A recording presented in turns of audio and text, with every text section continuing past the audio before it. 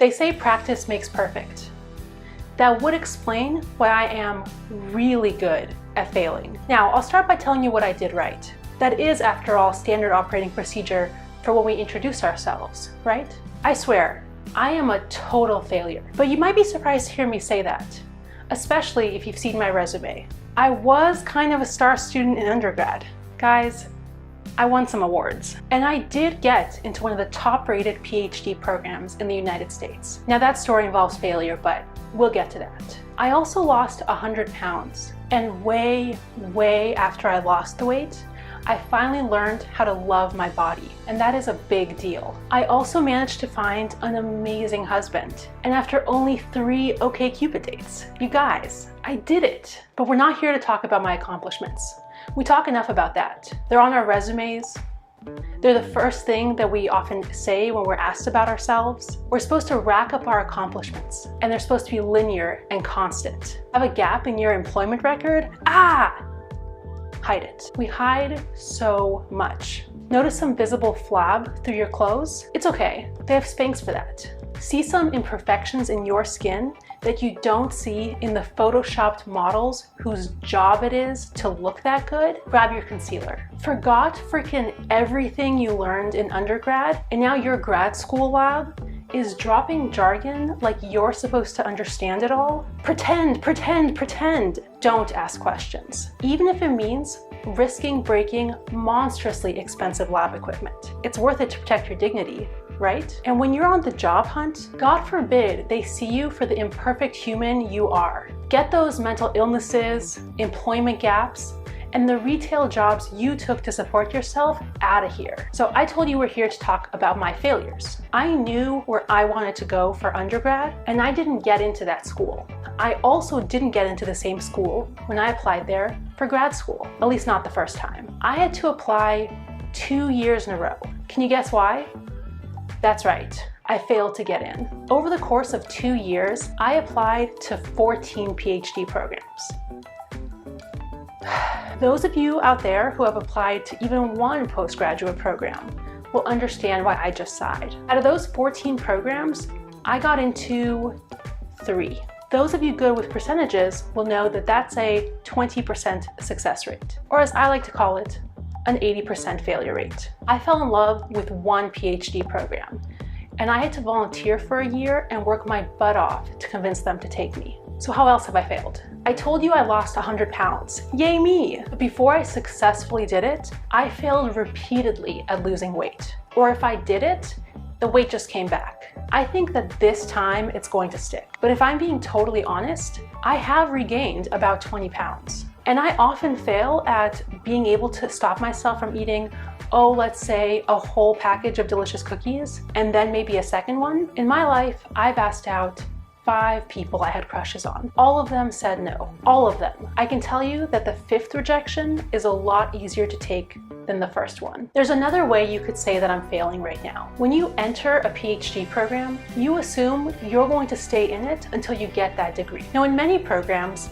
once you fulfill a certain chunk of the requirements, you can leave with a master's. And unlike most masters, you got paid to do it. But the program hardly talks about that. It's just buried in the handbook. So if leaving a PhD program with a master's is failing, right now I'm trying to decide whether to fail again. But I can see this failure coming, and I'm actually pretty excited about it. Let me tell you why I'm considering this. 1, grad school is so stressful. I failed at staving off the depression and anxiety that so many grad students succumb to. 2, I fail to enjoy moving around cells and liquids between test tubes and petri dishes. Sorry, I just find it incredibly boring.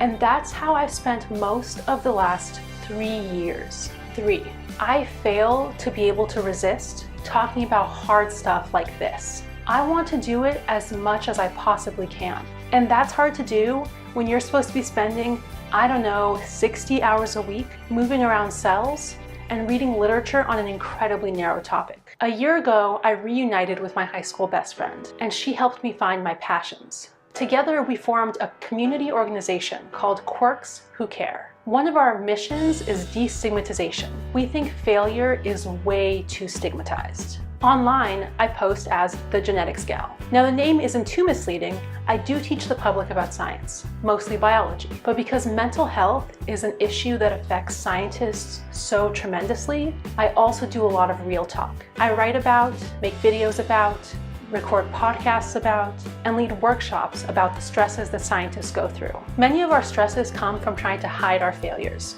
so I'm trying to get them out in the open. When you fail as much as I have, you have to celebrate the small wins. Here's what I've been doing recently.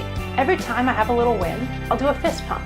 I'll show you. I did a workshop about grad school stress, and people said it was really helpful. I submitted a job application today. I got rejected from a job that I really thought I was gonna get. Well, instead of bursting into a puddle of tears, I did cry, but I put on my running shoes and I ran through the tears. Now, I've told you about my failures, and I'm telling you that every brilliant, accomplished person has failed repeatedly. We just don't talk about it. Hiring managers don't see those failures in the resumes and CVs that cross their desk. Maybe that will change. At UCSD, there's a neuroscience professor named Brad Voytek. If you want to talk about zombie brains, he is the dude to talk to. And if you want to talk about failure, he's also your man. On his CV, along with his many accomplishments, he's listed his failures and rejections. Can you guess how many failures and rejections he's had? It can't be too many, right? This is a well-respected professor at a top-rated university. On his CV, he has 35 failures. Now, I played around with making a failure section for my resume, and I didn't get close to 35 failures.